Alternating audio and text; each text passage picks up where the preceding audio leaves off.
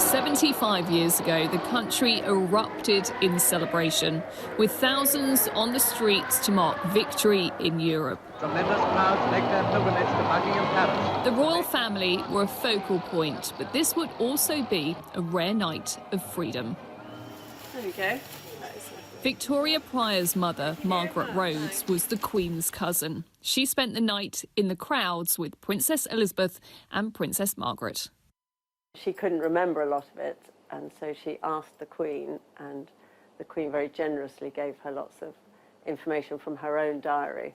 Mummy said it was just the most thrilling, exciting, and she always referred to it as a Cinderella moment, but in reverse.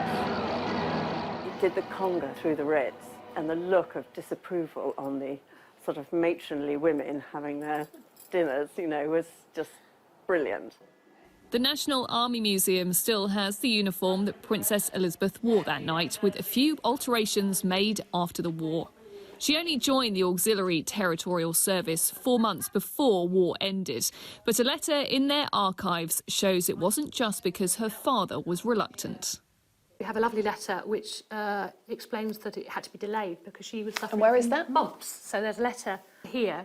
It explains that due to the mumps, they would have to delay the training. More letters show what a boost it was for others to see her signing up. I do feel I must try and convey, in humble duty to their Majesties the King and Queen, the very great honour all members of the service feel has been paid them by Her Royal Highness Princess Elizabeth's commission in the ATS. The Army had a reputation as not being quite as glamorous as the Navy or the Air Force. You can see that in some of the photos, can't you? Yeah. It seems crazy, but it did have an effect on people joining up. Once again, Buckingham Palace and the parks around here should have been a focus for this year's celebrations, but all that had to be cancelled because of COVID-19.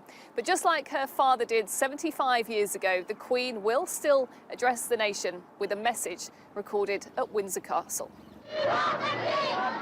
It will be a chance for her to reflect on that time of celebration, but also on the sacrifices made during what were formative years for a future Queen and an entire generation. Rhiannon Mills, Sky News.